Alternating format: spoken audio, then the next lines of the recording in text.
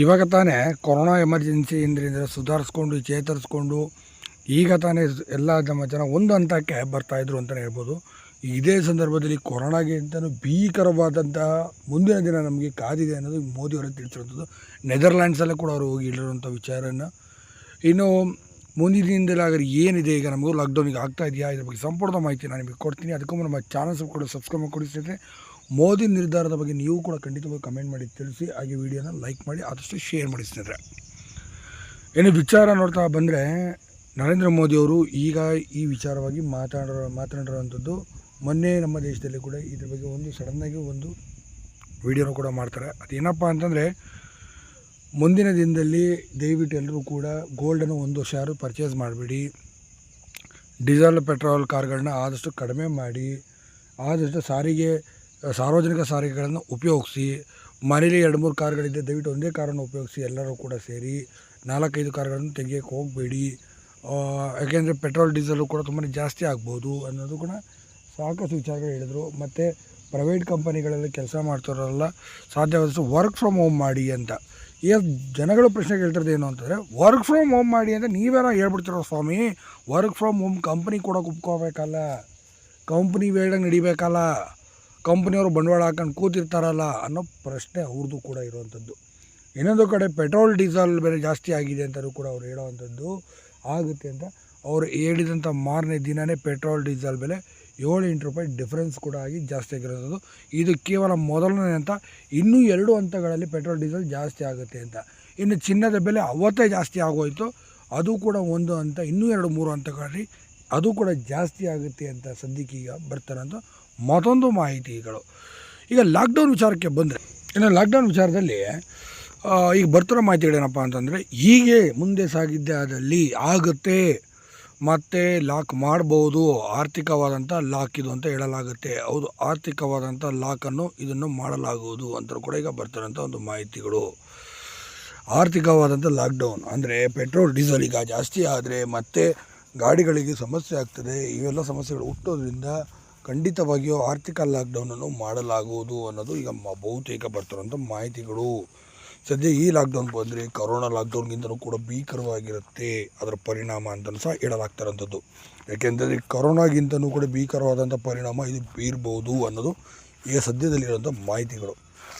ಏಕೆಂದರೆ ಈ ಬಾರಿ ಲಾಕ್ಡೌನ್ ಆದರೆ ಆರ್ಥಿಕ ಲಾಕ್ಡೌನ್ ಆಗುತ್ತೆ. ಇದು ಪೆಟ್ರೋಲ್ ಡೀಸೆಲ್ ಸಿಗೋದಿಲ್ಲ, ಪೆಟ್ರೋಲ್ ಡೀಸೆಲ್ ಸಿಗೋದ್ರೆ ಗಾಡಿಗಳು ಓಡೋದಿಲ್ಲ, ಗಾಡಿಗಳು ಮಾತ್ರ ಇಲ್ಲಿ ಮಾತ್ರ ಅಂಥದ್ದೆಲ್ಲ, ನಮಗೆ ಬರಬೇಕಾದಂಥ ಎಣ್ಣೆ, ಅಕ್ಕಿ, ಸಾಮಾನ್ಯ ಪದಾರ್ಥಗಳು ಕೂಡ ನಮಗೆ ಸಿಗೋದು ಬಹುತೇಕ ಕಷ್ಟ ಆಗುತ್ತೆ.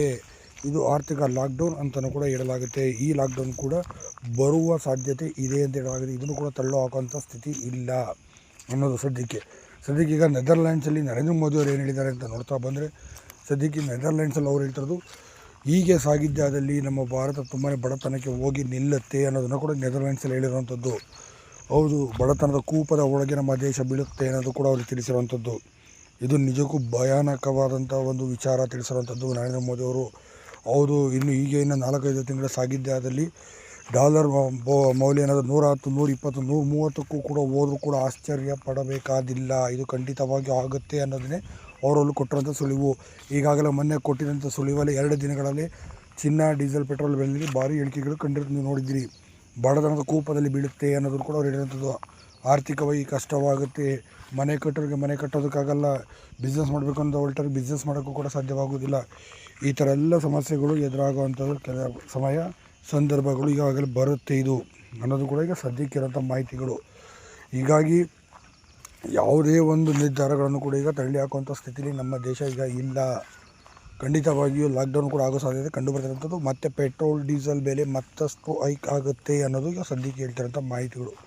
ಪೆಟ್ರೋಲ್ ಡೀಸೆಲ್ ಕೂಡ ಜಾಸ್ತಿ ಆಗುತ್ತೆ. ಇನ್ನು ಚಿನ್ನ ಅಂತೂ ಈಗಾಗಲೇ 1,55,000 ಮುಟ್ಟುವಂಥದ್ದು, ಇನ್ನು ಕೇವಲ 6 ತಿಂಗಳಲ್ಲಿ 2,10,000 ಮುಟ್ಟುತ್ತೆ ಅನ್ನೋ ಮಾಹಿತಿಗೆ ಸದ್ಯಕ್ಕೆ ಬರ್ತಾರಂಥ ಮತ್ತೊಂದು ಮೆಗಾ ಬ್ರೇಕಿಂಗ್ ಅಂತಲೂ ಕೂಡ ಇದನ್ನು ಹೇಳ್ಬೋದು.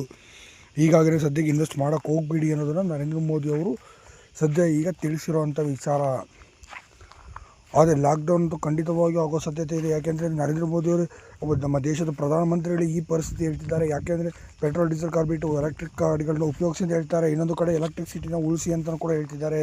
ಎಲೆಕ್ಟ್ರಿಕ್ ಗಾಡಿಗಳನ್ನು ಕೂಡ ಅಷ್ಟು ಸೇಫ್ ಅಂದ್ಕೊಳ್ಬೇಡಿ. ಯಾಕೆ ಎಲೆಕ್ಟ್ರಿಸಿಟಿ ಉತ್ಪಾದನೆಯಲ್ಲೂ ಕೂಡ ನಮಗೆ ಭಾಳಷ್ಟು ಸಮಸ್ಯೆಗಳು, ವ್ಯತ್ಯಯಗಳು ಕೂಡ ಆಗುವ ಸಾಧ್ಯತೆಗಳು ಅತಿ ಹೆಚ್ಚಾಗಿ ಕಂಡು ಬರ್ತಾ ಇರೋಂಥದ್ದು. ಮತ್ತು ಈಗಾಗಲೇ CNG ನೈಸರ್ಗಿಕ ಅನಿಲದಲ್ಲೂ ಕೂಡ ಭಾಳ ಏರಿಳಿತ ಆಗ್ತಿರೋಂಥದ್ದು, ಅದು ಕೂಡ ನಮ್ಮಲ್ಲೇ ಬೆಳೀತಾ ಮಾಡುವಂಥದ್ದು. ಆದರೂ ಕೂಡ ಅದರಲ್ಲೂ ಕೂಡ ಭಾಳಷ್ಟು ಬೆಲೆ ಜಾಸ್ತಿ ಹೆಚ್ಚಾಗಿ ತರಬೇಕಾದಂಥ ಪರಿಸ್ಥಿತಿ ಎದುರಾಗಿರುವಂಥದ್ದು. ನಮ್ಮ ದೇಶ ಇದೇ ಪರಿಸ್ಥಿತಿಗೆ ಹೋಯಿತು ಅಂದರೆ ಭಾಳ ದೊಡ್ಡ ಸಂಕಷ್ಟಕ್ಕೆ ಸಿಲುಕುತ್ತೆ ಅನ್ನೋದು ಕೂಡ ಈಗಾಗಲೇ ಅವರು ತಿಳಿಸಿರುವಂಥದ್ದು. ಹೌದು, ನಮ್ಮ ದೇಶ ಭಾಳ ದೊಡ್ಡ ಮಟ್ಟಿಗೆ ಸಂಕಷ್ಟಕ್ಕೆ ಸಿಲುಕುತ್ತೆ ಈಗ ಅನ್ನೋದನ್ನು ಕೂಡ ಕ್ಲಿಯರಾಗಿ ಹೇಳ್ತಿದ್ದಾರೆ ನರೇಂದ್ರ ಮೋದಿ ಅವರು. ಹಾಗಾಗಿ ಮುಂದಿನ ದಿನದಲ್ಲಿ ಅಂದರೆ ಇನ್ನೊಂದು ತಿಂಗಳಲ್ಲಿ ಇದರ ವ್ಯವಸ್ಥೆಗಳನ್ನು ನೋಡ್ತಾರಂತೆ. ನೋಡಿದ ನಂತರ ಮತ್ತೆ ಆರ್ಥಿಕ ಲಾಕ್ಡೌನ್ ಎಂಬ ಹೆಸರಲ್ಲಿ ಲಾಕ್ಡೌನ್ ಮಾಡುವ ಸಾಧ್ಯತೆ ಇದೆ. ಈಗ ಏನಾದರೂ ಈಗಾಗಲೇ 96-97 ರೂಪಾಯಿ ಡಾಲರ್ ಆಗೋಗಿದೆ. ಇದೇನಾದರೂ 105, 120, 110 ರೂಪಾಯಿಗೆ ಹೋಯಿತು ಅಂದರೆ ಖಂಡಿತವಾಗಿಯೂ ಲಾಕ್ಡೌನ್ ಆಗ್ಬೋದು ಅನ್ನೋದನ್ನು ಈಗಾಗಲೇ ನರೇಂದ್ರ ಮೋದಿಯವರು ಹೇಳ್ತಾರಂಥದ್ದು. ಏಕೆಂತಂದರೆ ಈಗಾಗಲೇ ಸಾಕಷ್ಟು ರೇಟ್ಗಳು ಜಾಸ್ತಿ ಆಗಿರುವಂಥದ್ದು. ಈ ಕಾರಣಗಳಿಂದಾಗಿ ಈ ಪರಿಸ್ಥಿತಿ ಎದುರಾಗುತ್ತೆ ಈಗ ಸದ್ಯ ಇದರಲ್ಲಿ ಅನ್ನೋದು ಈಗ ಸದ್ಯಕ್ಕಿರೋಂಥ ಮಾಹಿತಿಗಳು. ಯಾಕೆಂದರೆ ಯಾವುದು ಕೂಡ ಸುಲಭವಾಗಿ ತಳ್ಳೋಗಂಗಿಲ್ಲ. ಪೆಟ್ರೋಲ್ ಡೀಸೆಲ್ ತುಂಬಾ ಜಾಸ್ತಿ ಆಗಿರುವಂಥದ್ದು. ಏನೋ 150-160 ರೂಪಾಯಿ ಲೀಟ್ರಿಗೆ ಆಯಿತು ಅಂದರೆ ಎಲ್ಲಿಂದ ಅದನ್ನು ಬರ್ಸೋಕ್ಕೆ ಸಾಧ್ಯ ನಮ್ಮ ಕೈಲಿ? ಅದು ಭಾಳಷ್ಟು ದೊಡ್ಡ ಮಟ್ಟಿಗೆ ಕಷ್ಟ ಸಾಧ್ಯವಾಗಲಿದೆ. ಹೀಗಾಗಿ ಇದು ಭಾಳ ದೊಡ್ಡ ಮಟ್ಟಿಗೆ ನಮಗೆ ಪೆಟ್ಟು ಬೀಳಲಿದೆ.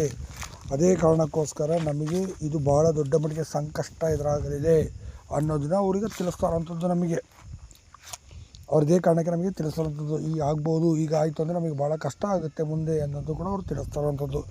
ಇದೇ ಕಾರಣಕ್ಕಾಗಿ ನಮ್ಮ ನರೇಂದ್ರ ಮೋದಿ ಅವರು ದಯವಿಟ್ಟು ಎಲ್ಲರೂ ಕೂಡ ಸಾಧ್ಯವಾದಷ್ಟು ಎಲೆಕ್ಟ್ರಿಸಿಟಿ ಉಳಿಸಿ, ಪೆಟ್ರೋಲ್ ಡೀಸೆಲ್ನ ಉಳಿಸಿ, ಸಾಧ್ಯವಾದಷ್ಟು ಗಾಡಿಗಳು ಕಡಿಮೆ ಮಾಡಿ, ಸೈಕಲಲ್ಲಿ ತಿರುಗಾಡಿ.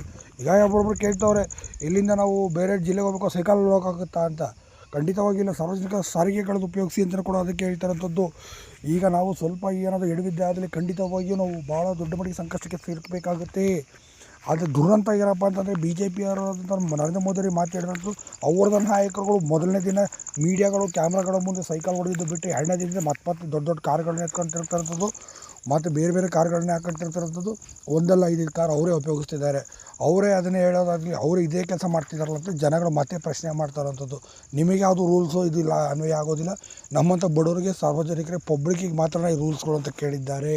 ಹೌದು, ಖಂಡಿತವಾಗಿಯೂ ನಿಮ್ಮಂಥ ಸಾರ್ವಜನಿಕ ಪಬ್ಲಿಕ್ಕಿಗೆ ರೂಲ್ಸ್ ಅಂತ ಅನ್ಕೋಬಿಡಿ. ಯಾಕೆಂತಂದರೆ ಅವರೆಲ್ಲ ದೊಡ್ಡ ನಾಯಕರುಗಳು. ಅವರಾಗಲೇ ಸಾಕಷ್ಟು ಹಣ ಮಾಡಿರೋರು, ಬೇಕಾದಷ್ಟು ದುಡ್ಡು ಮಾಡ್ಕೊಂಡಿರೋರು, ಅವ್ರು ಶ್ರೀಮಂತರುಗಳು. BJP ಅವರು, ಕಾಂಗ್ರೆಸ್ ಅವರು ಯಾರೇ ಇರ್ಬೋದು, ಶ್ರೀಮಂತರಾಗಿರ್ತಾರೆ. ಅವ್ರಿಗೆ ಯಾವುದೂ ರೂಲ್ಸ್ ಇರೋಲ್ಲ. ರೂಲ್ಸ್ ಎಲ್ಲ ಇರೋದು ನಿಮ್ಮಂಥವ್ರಿಗೆ, ಬಡವರಿಗೆ, ಸಾರ್ವಜನಿಕರಿಗೆ, ಪಬ್ಲಿಕ್ಕಿಗೆ. ನಾನು ಹೇಳ್ತಾರೆ ಸರಿ ಅಂತ ದಯವಿಟ್ಟು ಕಮೆಂಟ್ ಮಾಡಿ ತಿಳಿಸ್ರಪ್ಪ ನೀವು ಕೂಡ. ಏಕೆಂತಂದರೆ ಈ ನಮ್ಮಂಥವ್ರಿಗೆ ಮಾತ್ರ ಈ ರೂಲ್ಸು ಅನ್ವಯ ಆಗುವಂಥದ್ದು. ಹಾಗಾಗಿ ನಾವು ಇದನ್ನು ಪಾಲಿಸಲೇಬೇಕು. ಇಲ್ಲ ನಾಳೆ ದಿನ ಬಂದಾಯಿತು ಅಂದರೆ ನಾವೇ ಆರ್ಥಿಕ ಸಂಕಷ್ಟಕ್ಕೆ ಸಿಲುಕೊಳ್ಳೋದು. ಈಗಾಗಲೇ ಸಿಲುಕಿದ್ದೀವಿ, ನೊಂದೋಗಿದ್ದೀವಿ. ಈಗಾಗಲೇ ತರಕಾರಿ ಬೆಲೆ, ಅಕ್ಕಿ ಬೆಲೆ ಎಲ್ಲದೂ ಕೂಡ ಬೇಕಾದಷ್ಟು ಜಾಸ್ತಿ ಆಗೋಗಿರೋಂಥದ್ದು. ಹೀಗಾಗಿ ಮುಂದಿನ ದಿನದಲ್ಲಿ ಲಾಕ್ಡೌನ್ ಆಗುವ ಸಾಧ್ಯತೆ ಹೆಚ್ಚಾಗಿರೋದ್ರಿಂದ ದಯವಿಟ್ಟು ಸರ್ಕಾರ ಹೇಳ್ದಂಗೆ ಕೇಳಿ. ಇಲ್ಲ ಅಂತಂದರೆ ಅವರಿಗಿಲ್ಲ ರೂಲ್ಸು, ನಮಗೆ ಯಾಕೆ ರೂಲ್ಸ್ ಅಂತ ನೀವೇನಾದರೂ ಅಂದ್ಕೊಂಡು ಹೊರಟಿದ್ದೆ ಆದರೆ ಖಂಡಿತವಾಗಿಯೂ ಲಾಕ್ಡೌನಿಗೆ ಮೊದಲು ಬಲಿಯಾಗೋದೇ ಸಾರ್ವಜನಿಕರು, ಪಬ್ಲಿಕ್ಗಳು ಅನ್ನೋದನ್ನು ದಯವಿಟ್ಟು ಅದನ್ನು ನೀವು ಸ್ವಲ್ಪ ಮನಸ್ಸಲ್ಲಿ ಇಟ್ಕೋಬೇಕಾಗುತ್ತೆ.